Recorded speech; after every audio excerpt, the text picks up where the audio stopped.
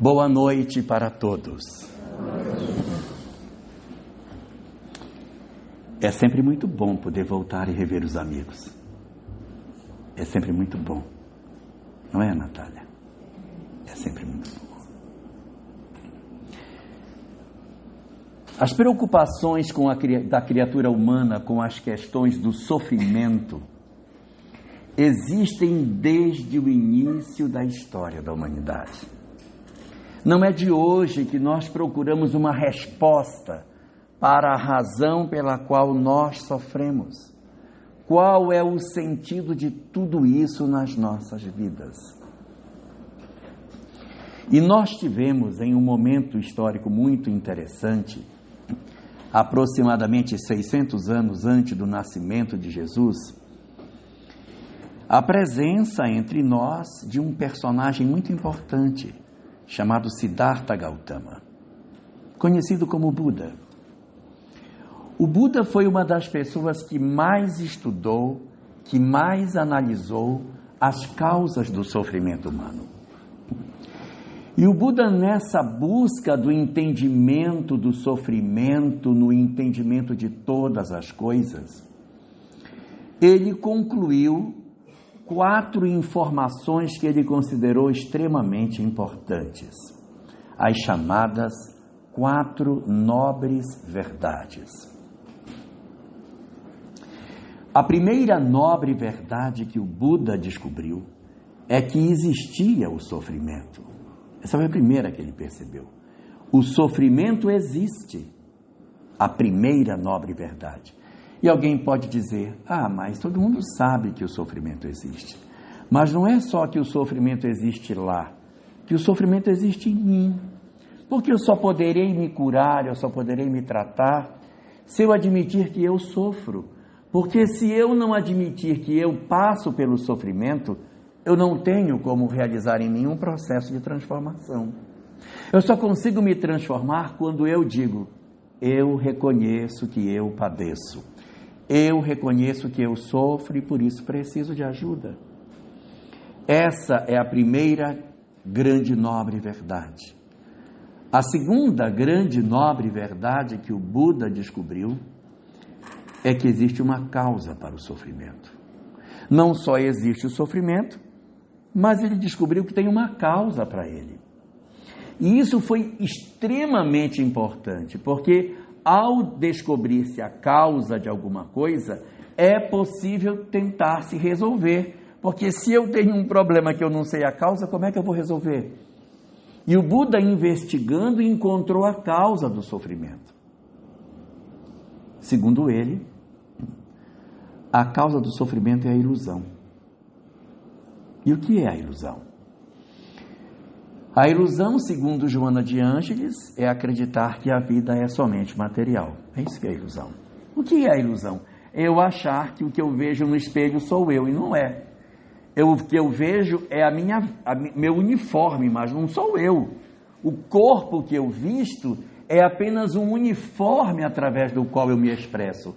Mas esse não é o meu verdadeiro eu. O meu verdadeiro eu é imortal, o meu verdadeiro eu não tem esta forma física, já teve outras, está com essa, amanhã terá outras.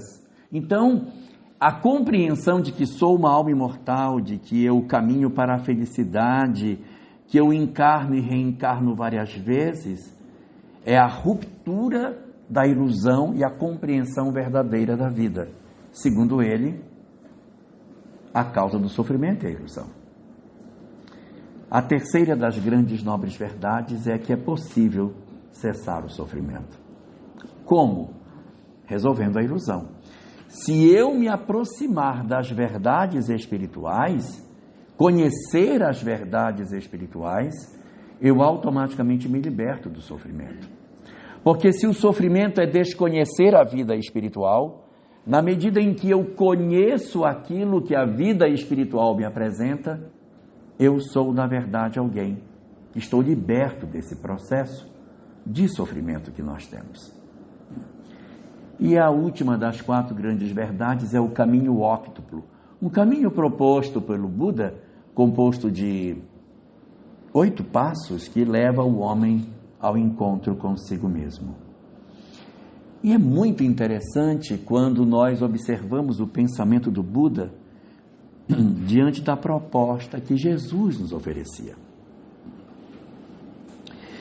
Porque o Buda diz o seguinte, que enquanto nós não conhecemos as verdades espirituais, enquanto o homem não se liberta da ilusão, ele está preso dentro de uma mandala. O que é uma mandala? Uma mandala é um círculo. O homem que sofre está preso dentro da mandala. Como ele está preso dentro da mandala, ele bate nas paredes da mandala e não sai, repetindo os mesmos comportamentos. Ele se magoa, tem raiva, se vinga, aí se magoa, tem raiva, guarda ressentimento, se vinga, aí ele se magoa, deprime, mas ele não sai disso, ele está preso numa mandala. A mandala é exatamente a consciência que esse espírito nesse momento tem, que não permite que ele faça outros raciocínios e, consequentemente, ele se condena a repetir as mesmas experiências por séculos ou até milênios, se ele não se predispuser a quebrar efetivamente o seu entendimento sobre todas essas coisas. A grande questão é como é que ele vai sair da mandala, se a mandala está fechada. Se a mandala está fechada, ele não tem como sair de dentro dela, ele está preso. Para que ele pudesse sair disso, teria que essa mandala ter uma fenda, ela teria que ter uma abertura, pequena que fosse, mas uma abertura para que ele, se batendo nas paredes, encontrasse a saída e se libertasse da mandala. Era necessário, assim, que na construção dessa visão que nós temos, a mandala tivesse uma abertura, uma espécie de porta, que permitisse à criatura varar esta porta e se libertar da mandala, não fazendo mais o que fazia, devolvendo o mal com o mal, se vingando, guardando mágoa, mas criando uma nova perspectiva de comportamento a partir do momento em que ele vê a vida de uma forma diferente. Onde está essa fenda da mandala? Onde está essa abertura que poderia nos dar uma nova interpretação do existir? Onde nós podemos encontrar isso? E nós vamos perceber que o Cristo, definindo-se no Evangelho de João, ele diz: eu sou a porta. Quem é a porta? É a porta da mandala. É a porta que permite à criatura humana a libertação do mesmo padrão de comportamento.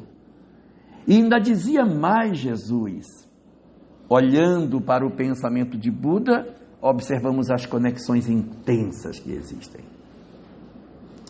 Dizia o Buda que o homem só conseguirá libertar-se do sofrimento quando ele se libertar da ignorância, do desconhecimento. Quando o homem descobrir o que ele de fato seja, aí nós podemos dizer que nós encontramos a porta de saída das nossas mandalas. E Jesus dizia: conhecereis a verdade, e a verdade vos libertará. Essa verdade que liberta é o conhecimento espiritual. Eu estou preso dentro da mandala. E na medida em que eu descubro verdades novas, eu rompo essa barreira e me liberto para uma nova experiência. Mostrando para nós que a mensagem de Jesus possui os ingredientes essenciais para a libertação da criatura humana. Que o mecanismo de elevação das nossas almas, de mudança de postura, de padrão de vida, estão fundamentalmente centrados no Evangelho. O Evangelho de Jesus, não por um aspecto religioso, teológico, não, mas por um aspecto comportamental, pelo aspecto de entendimento da vida, é a grande solução que os espíritos possuem. Então, nesse grande mecanismo de desenvolvimento de todos nós a caminho da felicidade, esse nosso aproximar-se da mensagem de Jesus é a grande possibilidade de nós conseguirmos nos transformar. Pode parecer uma ideia passadista, mas quando a gente se debruça sobre essa leitura de mundo, a gente começa a entender que é como se nós estivéssemos presos na mandala, escravos dessa forma de pensar, como se estivéssemos dentro de uma gaiola, ainda presos, sem conseguir sair. E a mensagem de Jesus representa a libertação nossa desse círculo de pensamentos viciados, de ódio, de mágoas e de ressentimentos, que nos faz perceber que, dentro dessa leitura reposicionada do pensamento de Jesus, a gente pode dizer que o pensamento do Cristo nos liberta de onde estamos. O pensamento de Jesus nos salva de dentro da mandala. Por isso fala que o Cristo salva de quê? Salva da mandala onde estamos presos, da repetição ininterrupta dos mesmos equívocos, sem que a gente consiga fazer um processo de transformação das nossas almas.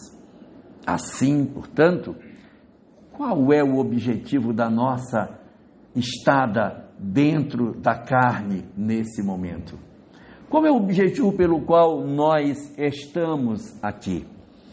Qual a razão pela qual a espiritualidade entendeu que era necessário que nós reencarnássemos para viver na Terra nesse tormentoso período de transição planetária, com tantos desequilíbrios e tantas demonstrações de formas infelizes de lidar com o nosso corpo?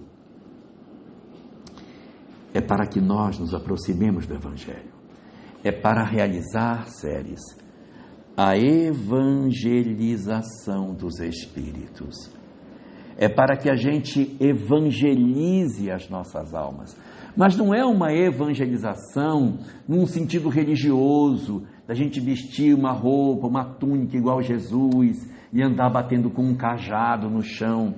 Não é para que a gente repita as frases religiosas, dogmáticas que o cristianismo possui. Não é para a gente se abraçar com as possibilidades de cura que o Cristo ofereceu para nós em termos materiais.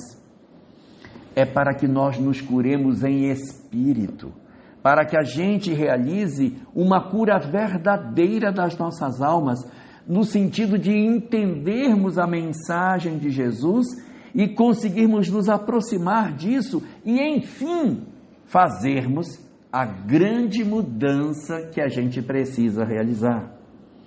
Nós estamos, na verdade, convocados a um processo de despertamento para que nós possamos cessar o sofrimento em nós.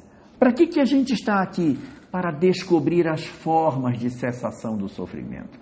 Para descobrir como que eu posso fazer para me libertar da dor, para que me inaugure na minha vida um momento novo, para que eu seja verdadeiramente um espírito liberto dos condicionamentos, desses atavismos que a gente vem repetindo, na medida em que nos aproximamos da mensagem do Cristo e passamos a ouvir, não as palavras dogmáticas, mas os ensinamentos que a mensagem do Cristo possui.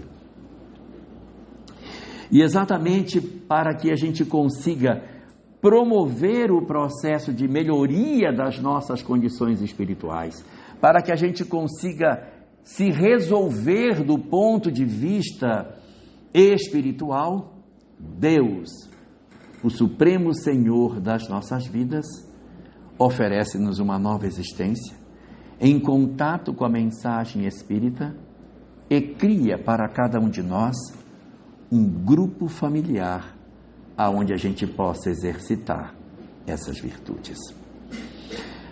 A leitura que a doutrina espírita faz sobre os propósitos superiores da vida nos aponta que as nossas prioridades em termos de ação dentro da nossa sociedade estão vinculadas com a preocupação essencial com os nossos grupos familiares, o que é muito lógico. Qual a lógica que teria nós nascermos num grupo familiar, estarmos cercados de um grupo de pessoas com as quais não devemos conviver? Não tem lógica. Qual é a lógica que teria eu dizer assim: não, eu tenho minha mãe, mas eu não gosto dela, eu também tenho meu pai, mas eu não suporto convivência com ele, meus irmãos então nem se fala, eu odeio todo mundo, mas eu quero muito seguir Jesus. Como é que é isso? Como é que é totalmente ilógico? Não faz muito sentido se o primeiro movimento que a gente tem que fazer nessa ideia de aproximação da mensagem do Cristo precisa estar ligada na questão da família. Então, nesse grande mecanismo de evangelização dos espíritos para a libertação das nossas almas, onde é o nosso cenário de luta? Onde é o ambiente que a gente tem que trabalhar as nossas imperfeições? É dentro do ambiente de casa, é dentro do lar. Iludimos-nos todos nós que achamos que temos uma grande mensagem para levar ao mundo, uma grande obra para fazer no mundo, se na retaguarda, no espaço pequeno da convivência, estão ficando lacunas, estão ficando questões abertas e não resolvidas das nossas questões espirituais. Não que a gente deva ser perfeito, nós temos defeitos, e às vezes a gente erra, e às vezes a gente não consegue o êxito que gostaria de ter na relação com o filho, com a esposa, com o pai, com a mãe, com irmãos, com netos.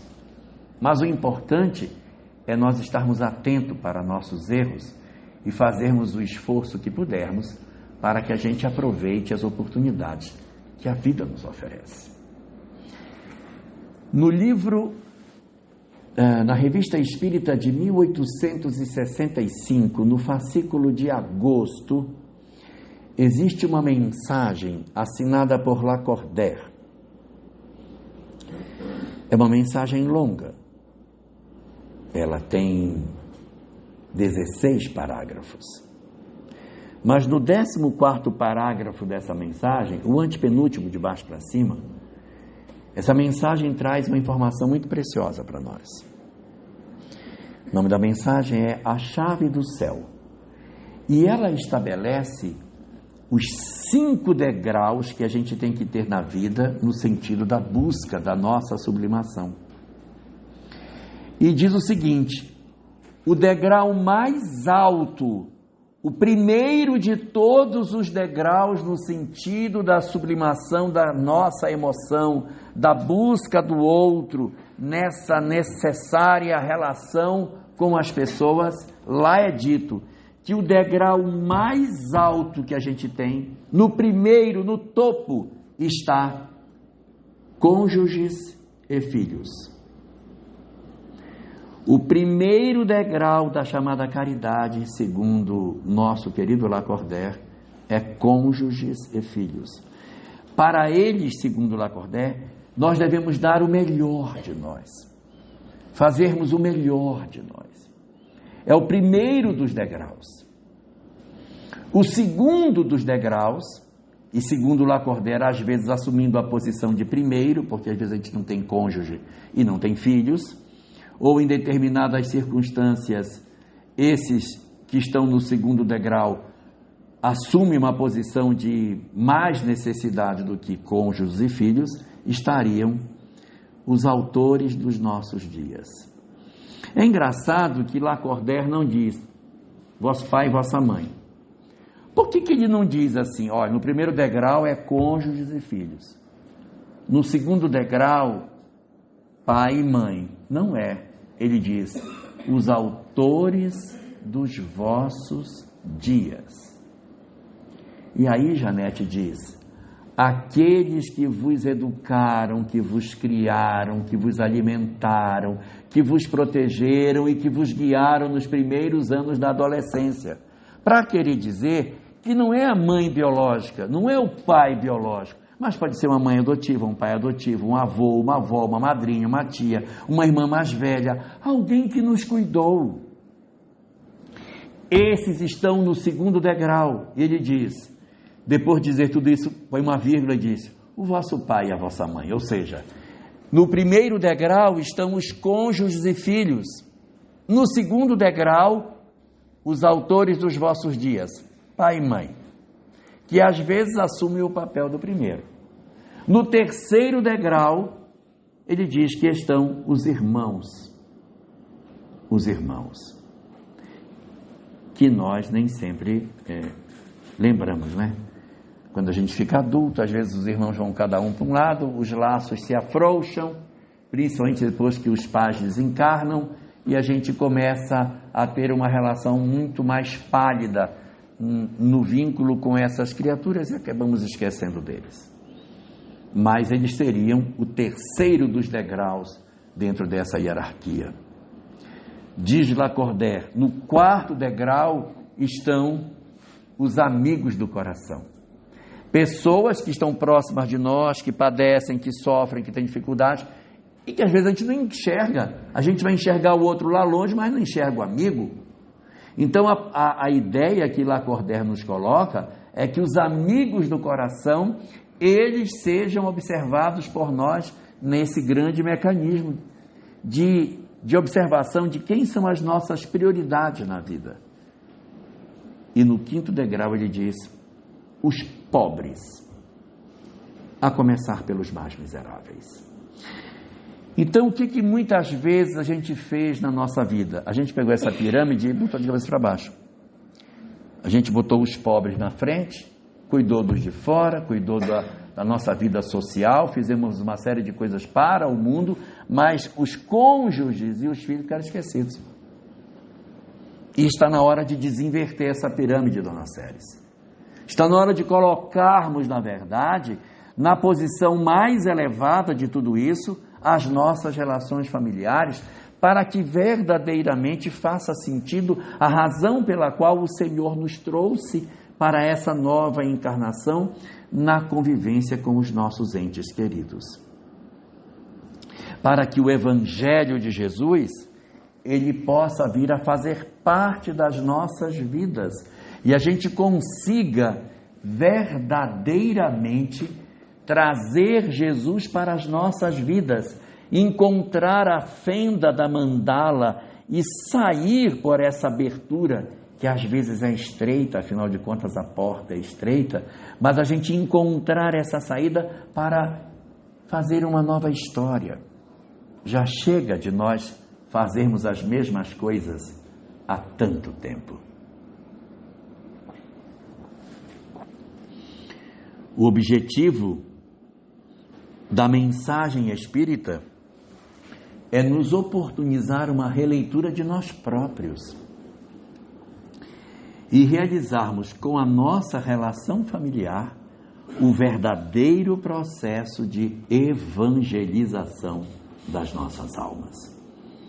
Na hora que nós enxergarmos que o nosso grupo familiar, as nossas famílias, são o ambiente ideal para que o Evangelho do Cristo seja exercitado, não digo exercitado por uma questão dogmática, mas exercitado em termos de ensinamentos que o Evangelho traz, nós teremos alcançado o grande objetivo. Teremos vencido a ilusão. Teremos então nos libertado do sofrimento.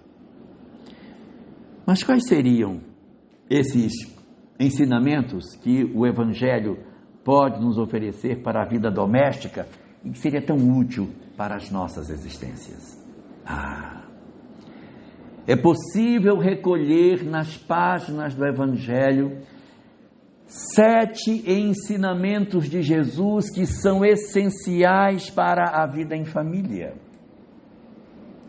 São ensinamentos inarredáveis para aqueles de nós que estamos no propósito de evangelização das nossas almas e que encontramos no grupo familiar a grande expressão dos exercícios que precisamos fazer para a sublimação das nossas almas. O primeiro desses ensinamentos que Jesus nos trouxe e que são essenciais para uma mudança das nossas vidas é uma conexão que, de certa maneira, nós perdemos nesses últimos 200 anos. Chama-se fé. Ah, como nós estamos distantes da fé. Nas gerações anteriores, nós tínhamos uma ligação muito mais profunda com a fé. Nós éramos muito mais vinculados com a ideia da fé. Fosse ela dogmática ou não, indo para cultos externos, mas ela tinha um papel muito importante para que nós conseguíssemos ultrapassar os períodos de crise que a nossa humanidade passava. Então nós enfrentamos no passado guerras, pestes, vulcões, furacões, terremotos, secas, enchentes, fome. Tantas desgraças a humanidade já viveu, Eli, tantas. E nós conseguimos superar todas essas nossas fases de sofrimento. A humanidade conseguiu se reerguer de todas essas fases difíceis que a humanidade já passou. Eu vou contar só uma para a gente ver. Há 100 anos atrás, de 1918 a 1920, a gente também viveu uma pandemia. Muito parecida com essa, até bem pior, a chamada gripe espanhola. Segundo se diz, teriam desencarnado 50 milhões de pessoas nessa pandemia. E o mundo só tinha 2 bilhões. Hoje, nós temos 8 bilhões de pessoas. Então, a pandemia de agora, sem querer dizer que ela não foi grave, mas ela é menos gravosa do que a gripe espanhola, porque nós não tivemos 50 milhões de pessoas, nem mesmo numa condição hoje de 8 bi no planeta, que são 4 vezes mais o número de habitantes. Mas nós sobrevivemos a essa pandemia. Não tinha antibiótico, não tinha nada, era só a fé para a gente poder sobreviver. Então, essa pandemia, ela veio de 1918 a 1920. Só que antes dela, nós tivemos a Primeira Guerra Mundial, que foi de 1914 a 1918. Então, olha como são as coisas. A gente atravessou uma guerra mundial que acabou com a Europa. Quando a guerra acabou, começa a pandemia. Quem é que aguenta? Quem que aguenta? Então foram 5 anos de guerra, mais 3 anos de pandemia. Então é um período bastante difícil. São 7 anos ao todo que a Europa enfrenta guerra e depois pandemia. 19 anos depois, quando puxaram o fôlego, veio a Segunda Guerra Mundial, que destruiu o que sobrou. Então, havia nesses indivíduos algo que os movia para dizer, nós vamos reconstruir, nós vamos refazer nosso país, a gente vai construir tudo que quebrou, a gente vai fazer tudo de novo. A fé está por trás de tudo isso. Hoje nós estamos muito carentes de fé. Nossa humanidade está muito frágil, muito frágil. A gente não tem mais certeza da existência de Deus, não tem mais certeza de que Deus cuida da gente. E exatamente pela falta de fé, nós não estamos mais orando em família. Nós não estamos mais orando pelos nossos filhos. Nós não estamos mais acreditando que Deus possa interceder em favor da nossa família. Nós estamos perdendo essas conexões. E as gerações mais jovens estão, muitas vezes, mais afastadas ainda dessa relação com o Criador, tendo um ambiente de muito mais descrença, de muito mais afastamento dessa relação com Deus, promovendo com isso um conjunto de adoecimentos muito mais graves que a gente possui na nossa sociedade atual. Hoje nós estamos vivendo os maiores índices de adoecimento mental que a gente já teve na história da humanidade. Nós nunca tivemos tanto adoecimento dessa forma como temos hoje, não é, Alcione? Nós temos níveis de depressão, níveis de ansiedade, síndrome do pânico, ideação suicida, taxa de suicídio, uma série de problemas extremamente graves na sociedade. E se você for na raiz desses problemas, onde está? Está na incerteza de que Deus cuida de nós. Essa dificuldade de perceber a presença do Criador fragiliza as nossas vidas, porque se nós queremos encontrar a fresta nessa mandala para a gente sair, para a gente se libertar, eu preciso não perder a conexão com Deus, que era um dos esteios da mensagem de Jesus. Quantas e quantas vezes Jesus se referiu a Deus como nosso Pai? Lembrai-vos que um pai nunca dará uma pedra ao filho que pede um peixe, nem uma pedra para o filho que pede um pão, nem uma serpente para o filho que pede um peixe. Nós perdemos isso, nós perdemos essa conexão. E hoje estamos doentes exatamente pelo nosso apartamento em relação ao Criador. E isso provoca um lançar de todos nós no fundo dessa mandala sem encontrar a porta de saída. Então nós ficamos desesperados, angustiados, não sei o que fazer, o que vai ser, como vai ser minha vida, que desespero viver, como é desesperador viver. Então a fé é um instrumento extremamente importante para a manutenção do nosso equilíbrio, mas não pode ser uma fé cega, tem que ser uma fé apoiada dentro de uma substância doutrinária. E nisso a doutrina espírita nos é muito rica em nos ofertar essa leitura da lei de causa e efeito que nos permite ver Deus nas nossas vidas e não nos desesperarmos diante de tudo aquilo que nos acontece.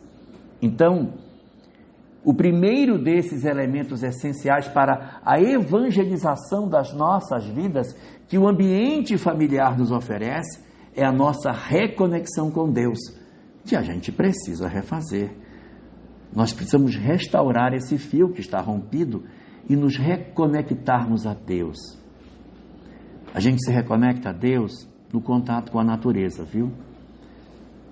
Porque é andando descalço, na grama, abraçando árvores, tomando banho de cachoeira, andando no meio da mata, cuidando de flores, olhando as estrelas numa noite sem nuvens, uma noite estrelada, no meio da mata, sem iluminação.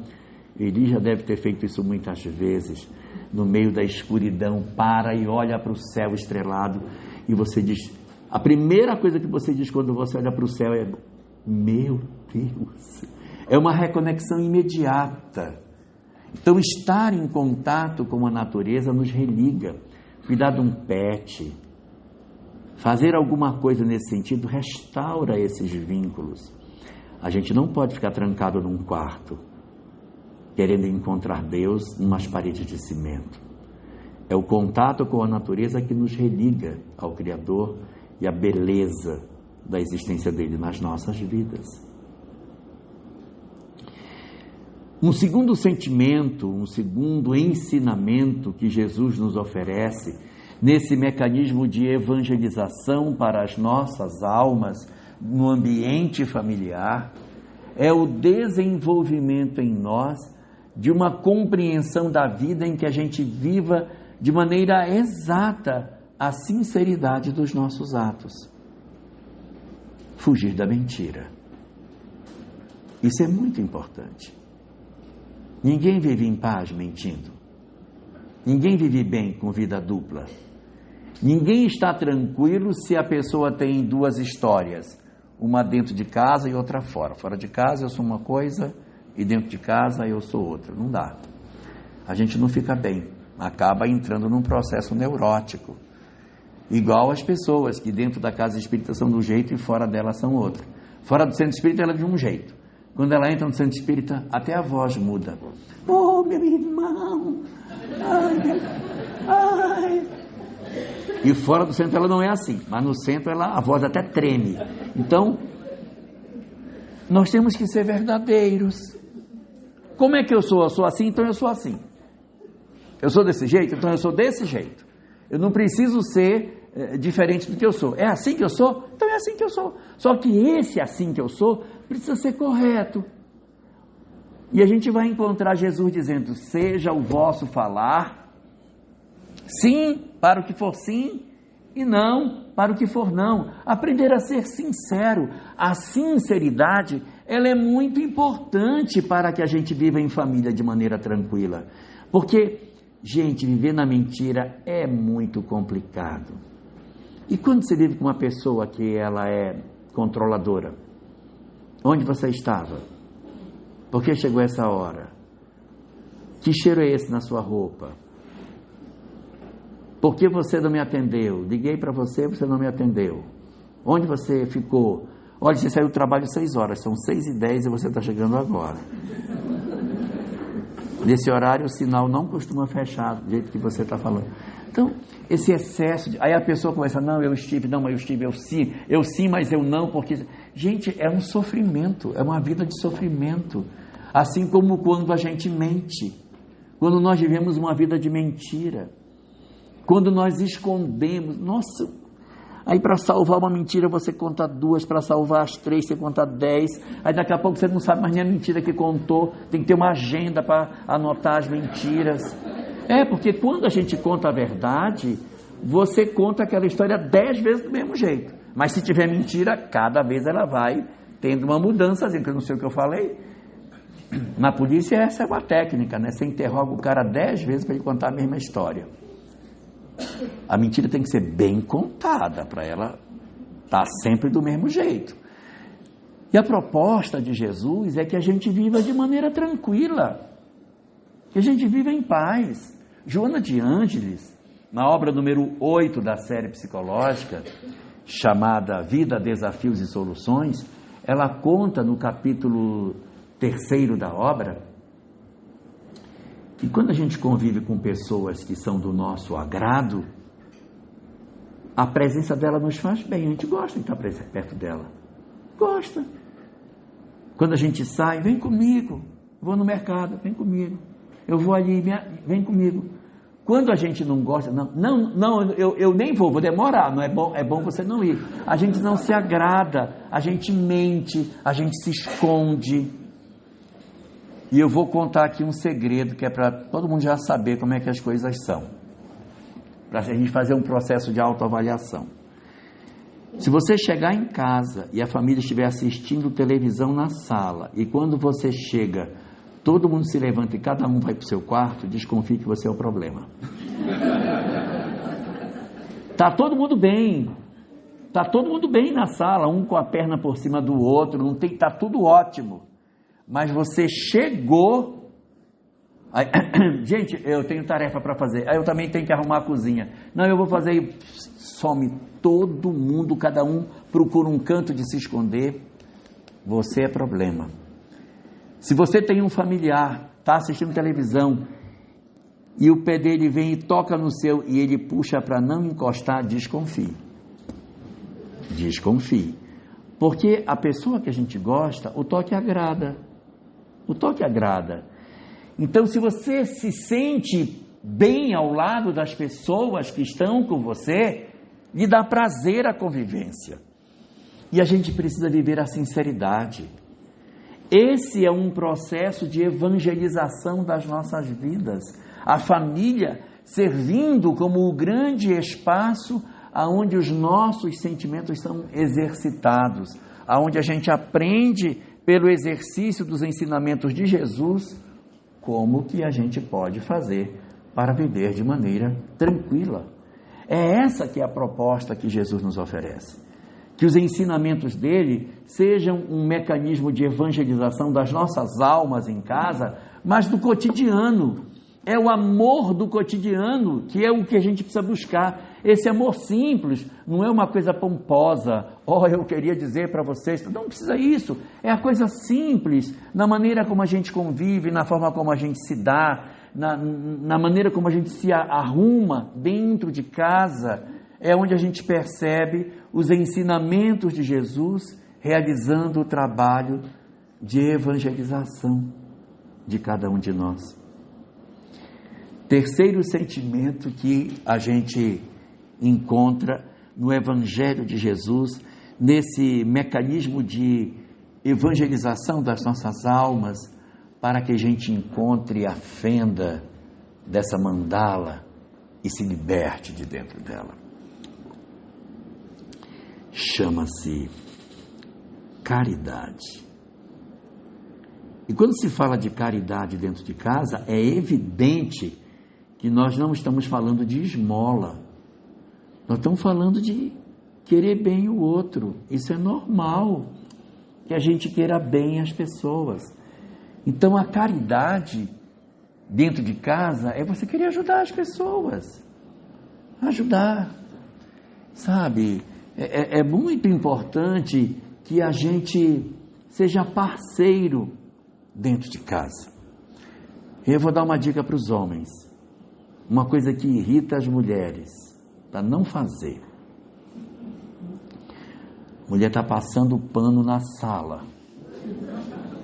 Ele está sentado no sofá e ela está passando pano. Quando chega perto dele, ele levanta o pezinho. Gente, dá uma raiva. Porque assim, confirma que a tarefa é dela, né? Que você não tem que fazer, ela que tem que fazer. Então levanta só o pezinho.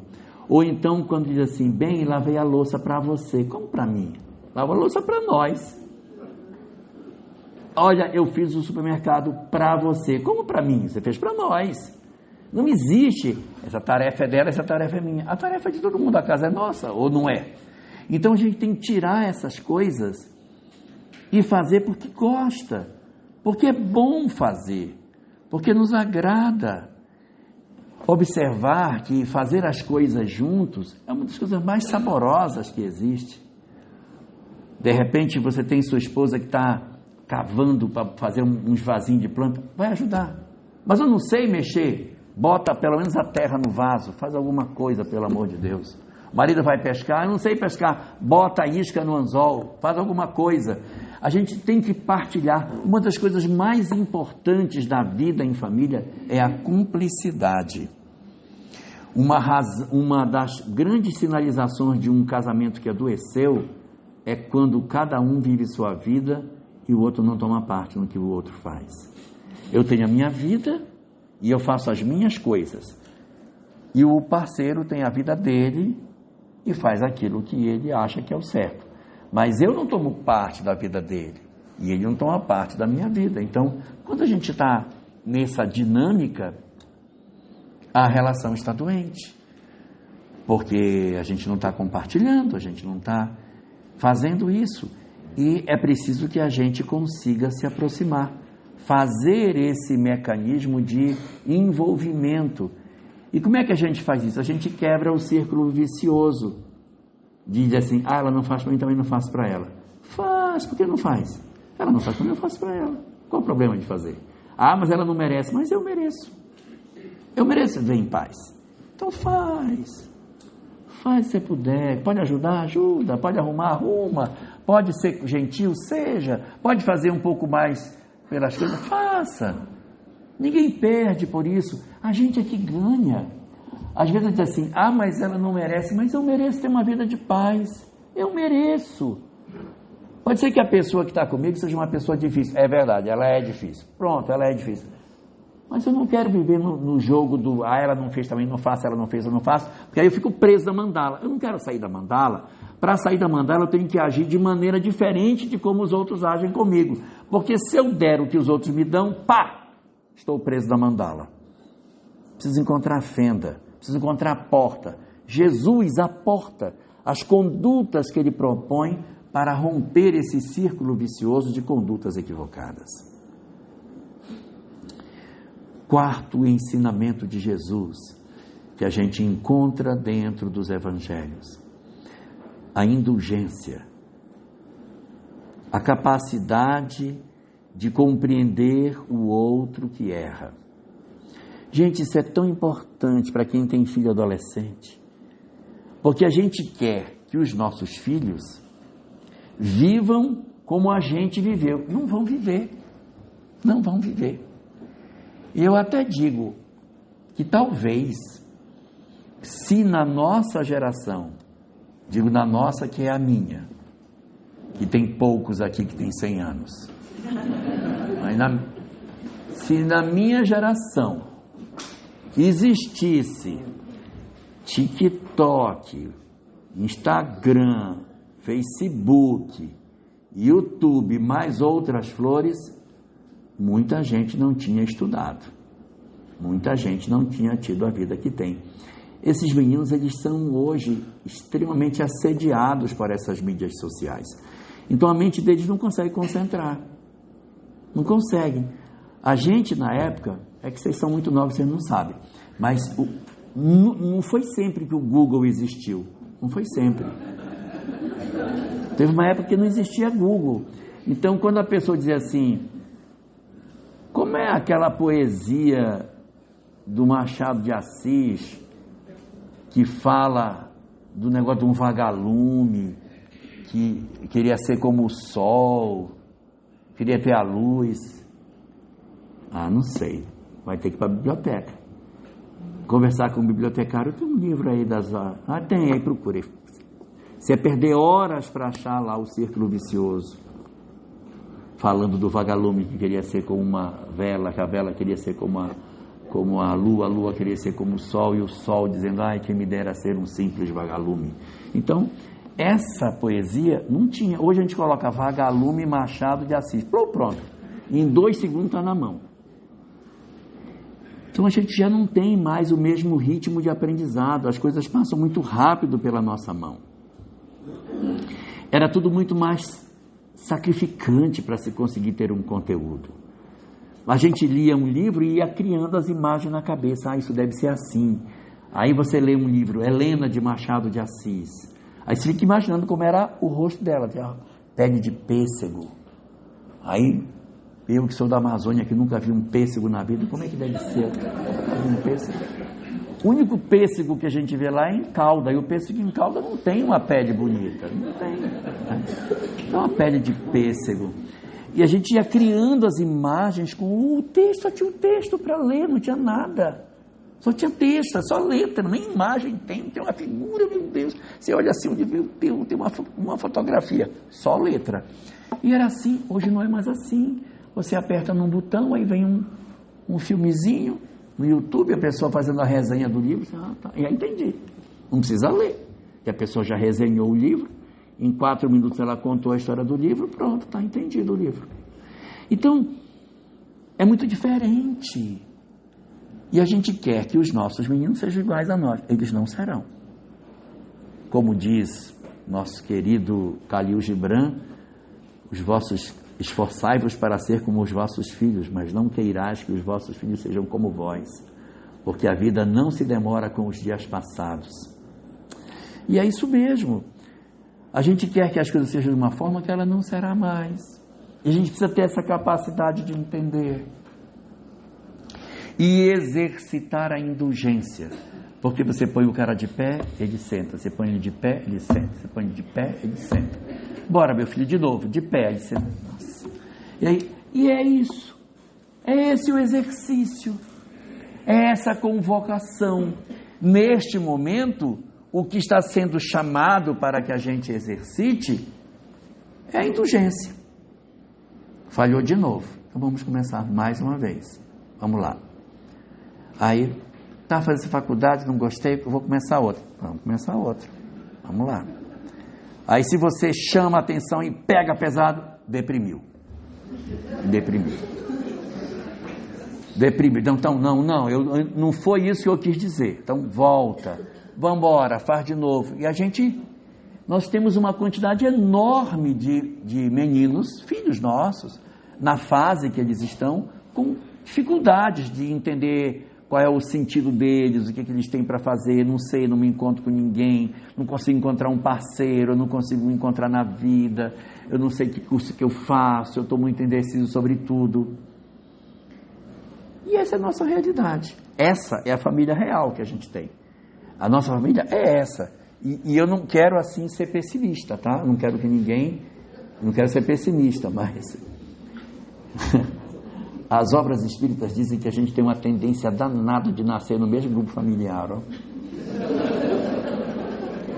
O que significa dizer que a gente deve nascer de novo com essa mesma turma. Nem que seja por egoísmo, a gente tem que cuidar dos nossos filhos, porque a gente vai nascer neto deles. Então imagine, se meu filho, pelo amor de Deus, te apruma, porque quando o teu filho vier, eu vou ser filho dele, então me ajuda, porque eu quero voltar, eu quero encontrar um negócio mais ou menos arrumado. Porque não é assim que fala a doutrina espírita. Porque fulano é a reencarnação do seu bisavô, Públio Lentulus era a reencarnação de Públio Lentulus Sura. Isso é muito comum, a gente renascer no mesmo grupo familiar. Não é só com eles não, é conosco também. Então essa galera que está conosco é quem vai estar na próxima. Então é melhor que a gente se arrume com eles, que a gente entenda que a coisa é assim e se organize emocionalmente para que a gente faça. E não é que a gente diga assim, mas o meu objetivo é que todos os meus filhos façam pós-doutorado. Não sei se é esse o objetivo. Não sei. De repente o meu objetivo é me resolver com eles. Talvez eles nem se resolvam, mas eu preciso me resolver. Porque o meu problema não é resolver o meu filho. O meu problema é me resolver diante do meu filho. Se o meu filho não aproveita as oportunidades que eu dou, aí é uma responsabilidade lá dele. Mas se eu desisto dele, eu reparto com ele as responsabilidades.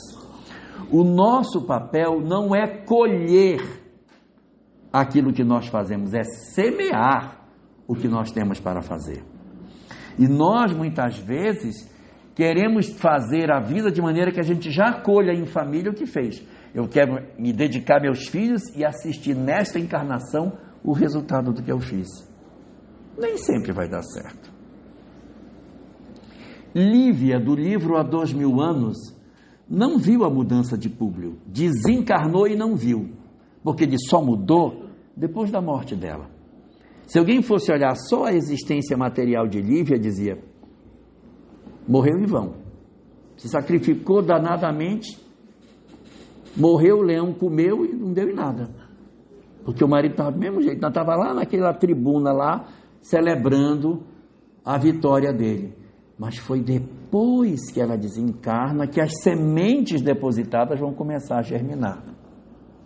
Abigail, do livro Paulo e Estevão, não viu a mudança de Saulo. Porque ela desencarna e Saulo ainda é Saulo, ainda é perseguidor. Alguém diria, perdeu foi tempo, porque disse que ele não tinha culpa nenhuma na morte de Estevão. Está aí, o cara está do mesmo jeito, perseguindo, matando gente, torturando, fazendo um monte de coisa. Ela não viu, mas a mudança aconteceu depois que ela desencarnou. Quinto Varro, do livro Ave Cristo, não viu a mudança de Tassiano. Viveu a existência inteira tentando ajustar o filho, não conseguiu, desencarna naquela pena de morte terrível, que ele pega 3 machadadas no pescoço e não desencarna, danado ele. Pega 3 golpes, não desencarna, conversa com o filho já agonizando na morte, mas não vê o filho mudar. E alguém diria, perdeu tempo. Mas foi depois da desencarnação dele que inicia a mudança. Alcione, não é Alcione, Alcione não viu a mudança de Carlos, porque ela desencarna naquela cela. Eu estou contando que os livros já são de 1940, aí eu posso contar porque não é novidade para ninguém. Ela desencarna naquela cela e ele não tinha mudado. E para ser mais sincero, ninguém nem sabe se ele mudou, porque o livro termina ali, não dá para saber se ele mudou. Mas ela vive a existência inteira e não tem resultado. Então o nosso papel na existência não é colher, é semear. Então eu vou ter um filho que vai me dar trabalho a existência inteira e eu não vou ver o resultado. Ele pode ter um envolvimento com droga, eu vou conviver a existência inteira tentando retirá-lo das drogas, sair lutando.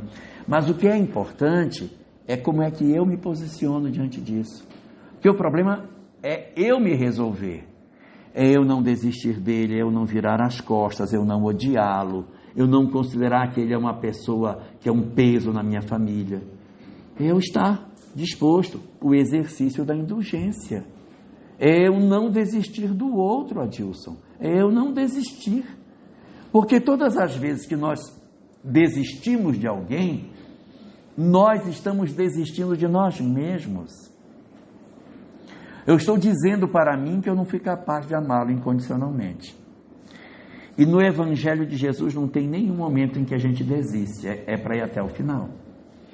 Porque o processo é de cura nosso. Às vezes eu não tenho um problema com droga, mas eu tenho um filho ou uma filha que tem dificuldade no campo afetivo. A gente já fez de tudo a ver se a pessoa se reorganiza emocionalmente. Não se reorganiza. Não se reorganiza, ela fica de pé, mas aí ela cai e você bota a pessoa de pé de novo. Não, de novo, minha filha. Oh, meu Deus. Minha filha, tem aquela velha frase, minha filha, esse rapaz não serve para você. E a gente fala e as coisas vão se repetindo. E o exercício nosso deve ser o de nós não desistirmos de nós através do outro. No Evangelho segundo o Espiritismo, capítulo 13, item 19, tem um trecho chamado Benefícios pagos com a ingratidão. Ali há uma pergunta feita por Kardec sobre aqueles que desistem do outro porque o outro não corresponde ao bem que se faz. E a resposta é longa, mas resumidamente o ponto que me interessa aqui é ele dizer o seguinte: quando você desiste do outro, o outro ganha a crença de que ele não é amado, que você desistiu dele. Ele se convence de que ele não é amado. Então, como ele se convenceu que ele não é amado, ele diz assim: não faz mal que eu me desgrace, eu não sou amado mesmo. Não sou amado. Aí ele desencarna, vai para o mundo espiritual e diz: não, eu dei errado porque a minha mãe me abandonou. Nem minha mãe me quis, nem meu pai me quis. Meu pai fechou as portas para mim, por isso que eu sou errado. E aí ele se esconde atrás dessa justificativa de desamor para congelar o seu processo de mudança. Mas se eu não desistir dele, mesmo que eu não colha, eu não desisto, eu trabalho, tento ajudar.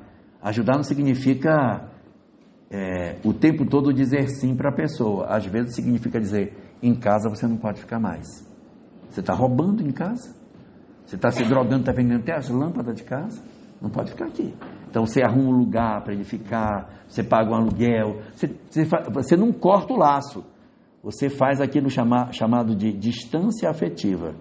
Você às vezes precisa colocar a pessoa num canto para que você tenha paz, você não consegue nem dormir, você não sabe se ele vai matar você à noite. Não, filho, você dorme lá, ali você vai morar e a gente vai morar aqui. Se você quiser fazer as refeições, você vem, mas eu não posso mais permitir que você fique aqui, você está levando tudo. Antes negocia, né? Se você continuar roubando em casa, eu vou ter que tirar você de casa.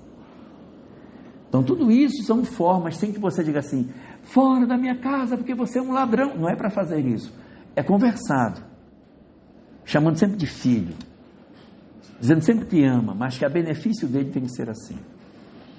E aí diz esse mesmo texto, que se você não desiste do outro, mesmo que você não colha, quando o outro desencarna, que ele diz: eu dei errado, aí ele lembra de tudo que ele recebeu, ele se sente super desconfortável, porque ele percebe todo o investimento que foi feito nele e o tão pouco que ele devolveu. E aí ele diz: eu preciso fazer alguma coisa para compensar o mal que eu já fiz. Aí ele ganha uma espécie de mola propulsora do progresso dele. Então a indulgência é um fator fundamental para o nosso processo de mudança. Quinta virtude que Jesus deixou para nós dentro do Evangelho, para a gente exercitar em casa, nesse processo de evangelização dos espíritos: o perdão. Porque uma coisa é um filho que comete um erro lá e você tem que estar resgatando. A outra é quando a coisa é contra você.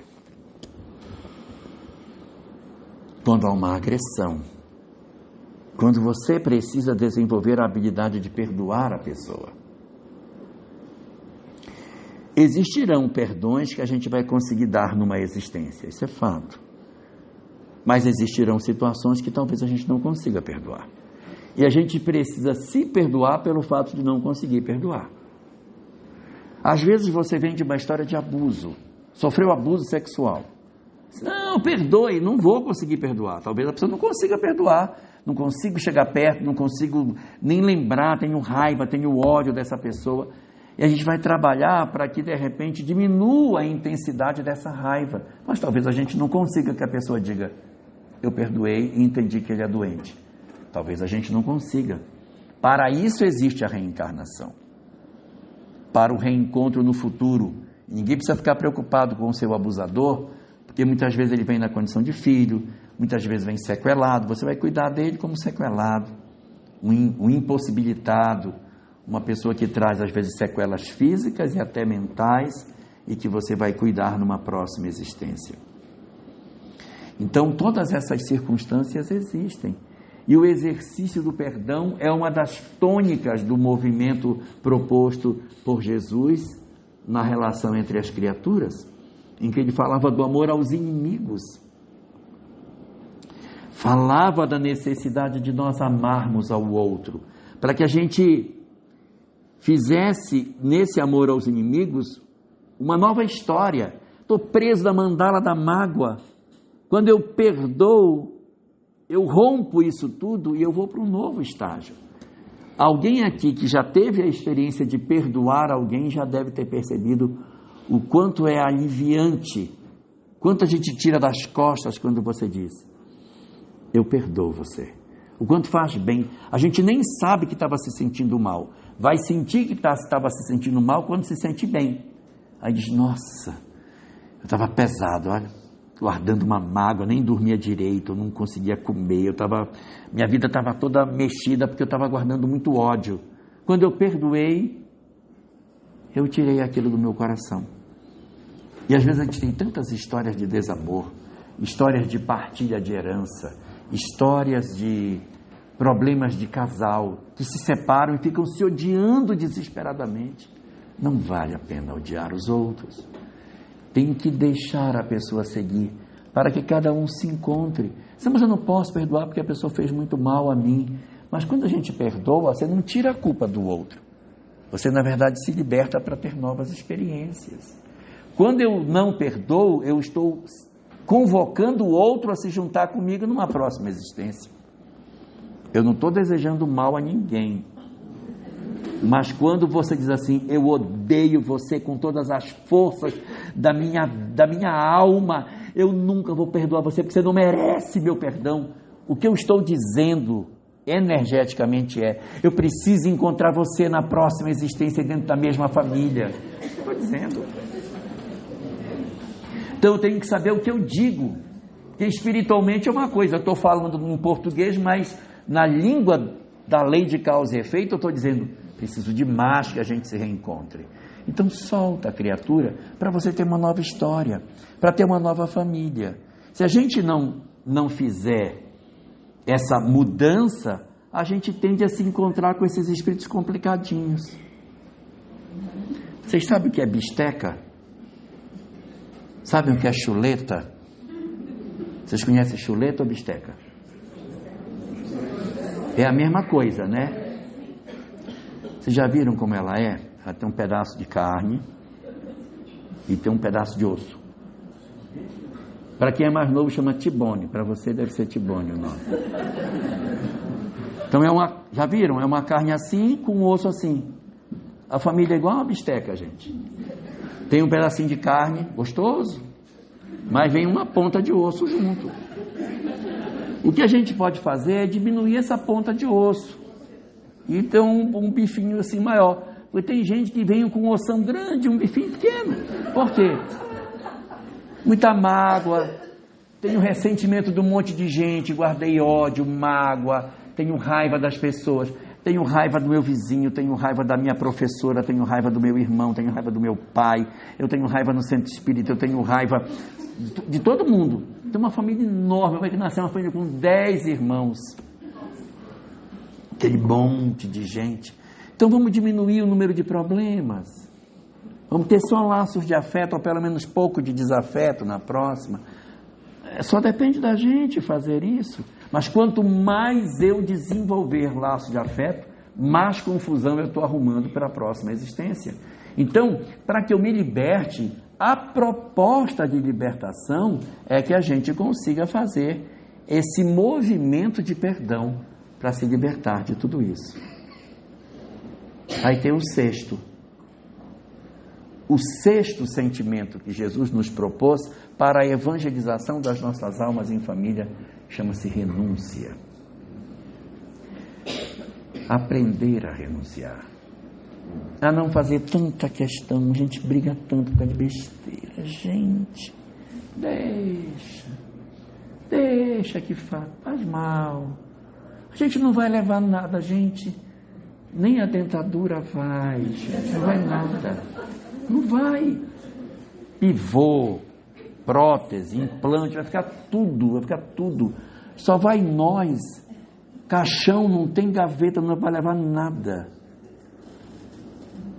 Mortalha também não tem bolso. Quer dizer, você vestir uma mortalha para ser uma mortalha de brim, roxa. Não tem bolso, gente, não dá para levar nada. Nós aqui já fomos rei, príncipe, já fomos senhores de engenho, já tivemos poder, riqueza. Nossa, já matamos pirata, já matamos por conta de poder, de tudo. Quantas moedas sobraram de tudo isso? Não sobrou nenhuma. A gente matou gente, criou confusão, não ficou com nenhuma, não fica com nada. Mas continuamos brigando, não vai ficar com nada. Então, aprender a renunciar em família é uma coisa maravilhosa. Parar de teimar. Para que teimar mais? O objetivo nosso era que a gente se harmonizasse. Por que a gente reuniu aquelas almas em família? Para o exercício da renúncia. Para que a gente aprendesse a não insistir tanto com o outro. Deixa. Vamos dar ao outro o direito de ser como ele quer. Deixa. A gente precisa exercitar de dizer dentro do nosso coração: eu aceito você do jeito que você é. Você não precisa ser perfeito para merecer o meu amor. Eu aceito você. Precisa. É aprender a amar as pessoas que têm imperfeição. Uma das coisas mais bonitas da criatura humana é dizer assim: ele tem defeito, mas eu amo ele por defeito que ele tem. Eu sei que ele tem defeito, mas mesmo tendo defeito, é a pessoa que eu amo. Que é a pessoa que eu tenho. Esse é o meu pai, essa é minha mãe, esse é meu filho. Mas eu amo na imperfeição que ele possui. De dizer, olha, eu amo só um pouquinho, porque como tem defeito, não posso amar, porque... Gente, e Deus que ama a gente do jeito que a gente é? Então, é aprender a aceitar o outro do jeito que o outro é. Amar o outro na imperfeição. Isso é lindo demais. Você dizer, eu sei que é imperfeito, mas eu amo mesmo na imperfeição que tem. Isso é maravilhoso. E a renúncia é exatamente essa para de teimar nas coisas e deixa, para que a gente alcance o último dos sentimentos, que é o amor. O sentimento por excelência que nos aproxima verdadeiramente de Deus, que evangeliza de fato as nossas almas. Se a gente conseguir viver em família e amar as pessoas do jeito que elas são, da forma como elas são, aceitando o outro, compreendendo as pessoas nas dificuldades que ela tem, nós teremos alcançado o objetivo dessa existência. O objetivo não é que a gente faça que o outro dê certo, a gente precisa dar certo. Tem uma frase no Evangelho segundo o Espiritismo, está no capítulo 14, que diz assim: lembrai-vos todos vós que um dia se vos perguntará, abre aspas, que fizeste dos filhos confiados à vossa guarda, fecha aspas. Olha o que diz: que fizeste dos filhos confiados à vossa guarda. Não é dito que fizeram os filhos confiados à vossa guarda. Porque o que fizeram os filhos confiados à vossa guarda é problema deles. Os que eles fizeram vai cair no CPF espiritual deles, que é desse tamanho, tem uns 50 dígitos. Vai cair lá. O que eles fazem é problema deles. O problema é que foi que eu fiz com eles. Se eu não fiz, eu vou repartir responsabilidade com eles. Questão 583 de O Livro dos Espíritos. Os pais que desistem de seus filhos assumem parcela de responsabilidade. Mas se eu faço tudo o que eu posso e ele envereda pelo caminho do mal, aí a responsabilidade é dele. Nenhum pai será responsabilizado por um filho que pegou um caminho equivocado se ele insistiu em levá-lo para o caminho do bem. Mas o filho quis entrar pela outra rota, a responsabilidade é dele, não do pai. Mas se o pai, não aguento mais, vou largar a mão desse, ele divide as responsabilidades com essa entidade que foi seu filho numa existência. Ou seja, a família é o grande ambiente para a evangelização das nossas almas, Dona Ceres. Na medida em que nós compreendemos o sentido da família, nós começamos a perceber o quanto Deus nos oportuniza coisas maravilhosas para que a gente possa crescer. Só para terminar minha fala, do meu tempo que eu já passei mais de 20 minutos, eu quero lembrar um pensamento muçulmano da Idade Média.